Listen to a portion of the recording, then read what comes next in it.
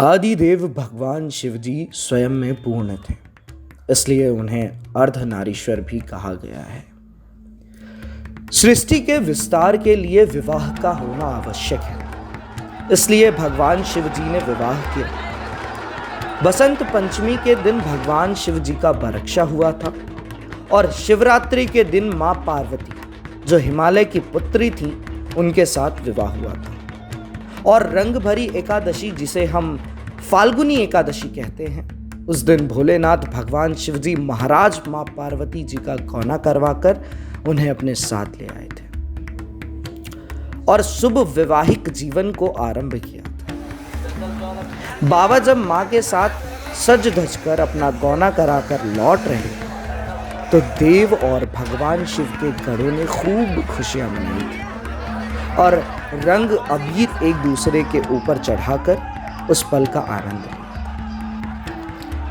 हमारे काशी में भी रंग भरी एकादशी बहुत ही धूमधाम से मनाई जाती है और हम काशीवासी रंग भरी एकादशी से ही होली पर्व के उल्लास में डूब जाते हैं। रास्ते में हर हर महादेव का उद्घोष करते हैं और बाबा और मां के ऊपर अबीर चढ़ाते हैं। सनातनी आस्था के इस पर्व पर ढोल, नगाड़े, सहनाई और डमरू के धुन पर बाबा के गानों की बारात जब निकलती है और उन पर जो अबीर डाला जाता है, उस बारात की दिव्यता और भव्यता का वर्णन लिख या बोल पाना संभव नहीं, बस वहां उपस्थित होकर उसे महसूस किया जा सकता है। आनंद ही आनंद और बस हर हर महादेव।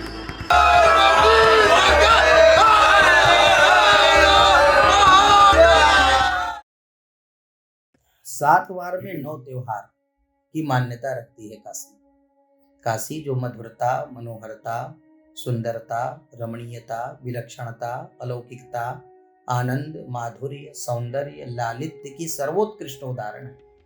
सा काशी त्रिपुरारी राजनगरी, जो भगवान शंकर की अतिशय प्रिय राजधानी है, जहाँ का हर कंकर शंकर समान कहा जाता है, जो अविमुक्त क्षेत्र काशी है, क्योंकि यह प्रलय काल में भी नष्ट होने वाली नहीं है। रामकृष्ण आदि महर्षियों ने स्वर्णमयी और मणिमयी काशी का दर्शन किया है। तो काशी तो 7 वार में 9 त्योहार की मान्यता रखती है। वार तो 7 होते हैं, लेकिन त्योहार 9 और 9 भी कम, क्योंकि नित्योत्सवी मंदिरम, नित्य उत्सव का स्थान मंदिर होता है। काशी का ऐसा कोई भूभाग नहीं है, कण मात्र भी कोई ऐसा स्थल नहीं है जहाँ पर शिव की सत्ता न हो। चतुर्दिक यहाँ पर शिव का साम्राज्य व्याप्त है। ऐसे में काशी तो सर्वदा उल्लास में, उत्साह में और उत्सव मनाने के ही पक्ष में रहती है। तो यह जो हम बात करें अगर उत्सवों की श्रृंखला की, तो उसमें विशेष उत्सव जो है रंगभरी एकादशी का होता है। अबीरंच गुलालंच चोवा चंदन में वच अबीरेणार्चितो देवा प्रियताम में सदा से। अबीर से, गुलाल से हम भगवान विश्वनाथ को अर्चित करके उनको प्रसन्न करते हैं।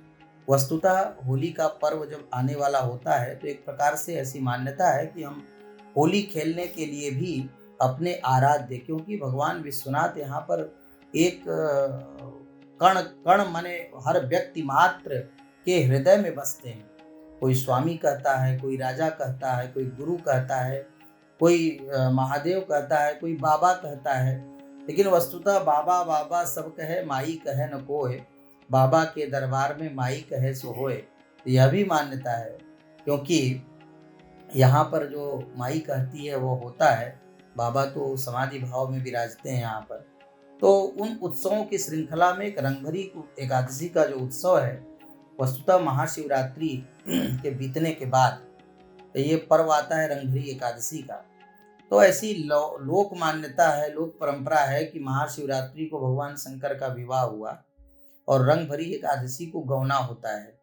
तो बाबा माई को लेने के लिए जाते हैं और गौना करा करके ले आते हैं। तो उस माई के आगमन से वहाँ पर एक पूरे मंदिर परिसर में एक उल्लास का वातावरण रहता है।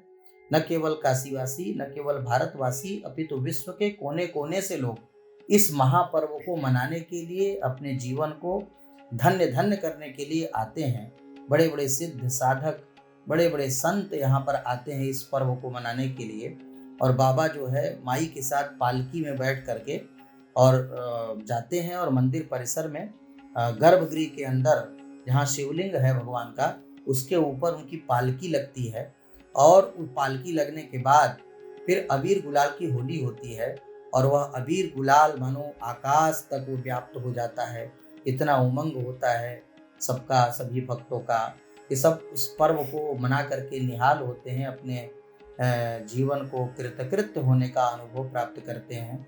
तो वह अबीर गुलाल का पर्व है जहाँ पर कि लाखों लाख भक्त आते हैं और सायंकाल से यह उत्सव प्रारंभ होता है। रात तक, मध्य रात्रि तक यह उत्सव का वहाँ पर माहौल ऐसा रहता है जो अबीर गुलाल भगवान को समर्पित करते हैं और भक्त अबीर गुलाल खेलते हैं।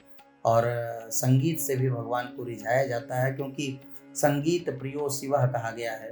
तो वहाँ पर संगीत का भी गायन वादन नृत्य का एक वहाँ पर कार्यक्रम होता है।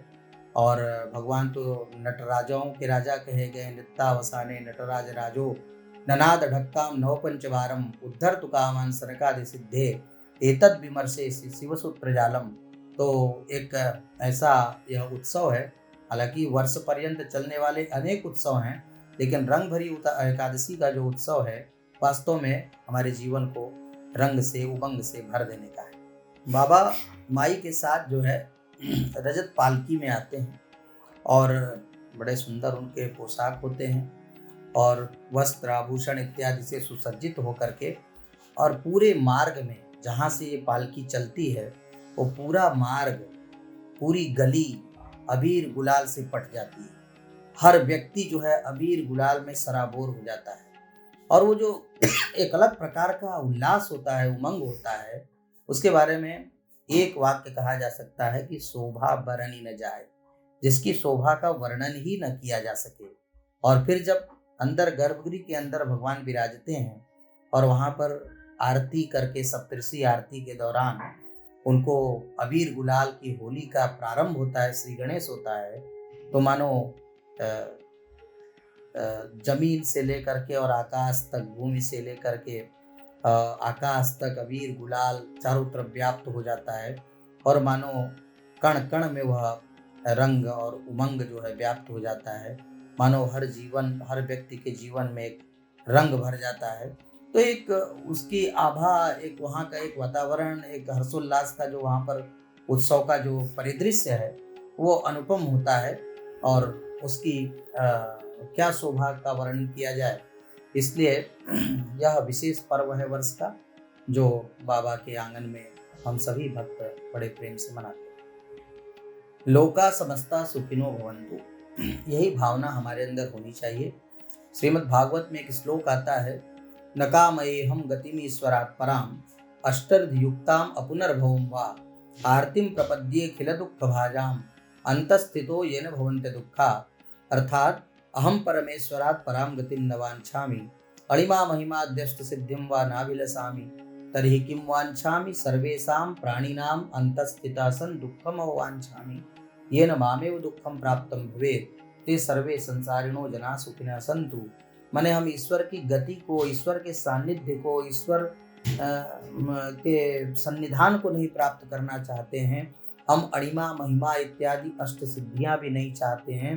सर्वेषां प्राणिनाम, जो ऐसे लोग जो दीनहीन हैं, जो उपेक्षित हैं, जो शोषित हैं, जो वंचित हैं, जो पीड़ित हैं, जो कष्ट में हैं, जो आर्त है जिनके अंदर, उनके पीड़ा को हम चाहते हैं उनके अंदर स्थित होकर के, और उनके दुख हमें प्राप्त हो जाए और वे संसार के लोग सुखी हो जाएं। अगर यह हम सब के अंदर भावना हो तो निश्चित रूप से भारत जो है विश्व गुरु के पद पर पुनः आरूढ़ हो जाएगा। लोका समस्ता सुखिनो भवन्तु, समस्त संसार के लोग सुखी रहें, यही हमारा नित्य का संकल्प होता है। मंगला आरती जब हम लोग करते हैं तो यही संकल्प करते हैं, समस्त संसारस्य प्राणिनाम कल्याणार्थम। हम केवल किसी भूभाग के लिए नहीं, किसी जिले के लिए नहीं, किसी परिवार के लिए नहीं, किसी भारतवर्ष के लिए नहीं, अपितु संपूर्ण संसार के प्राणियों के उत्कर्ष और कल्याण की कामना प्रभु के सानिध्य में बैठ करके करते हैं। यही भावना सबके अंदर अगर हो, थोड़ा थोड़ा व्यक्ति आसपास अपने कुछ करने की हिम्मत जुटाए तो निश्चित रूप से भारत अपने विश्व गौरव को पुनः प्राप्त कर सकेगा। धन्यवाद। नमः पार्वती पतये हर हर महादेव।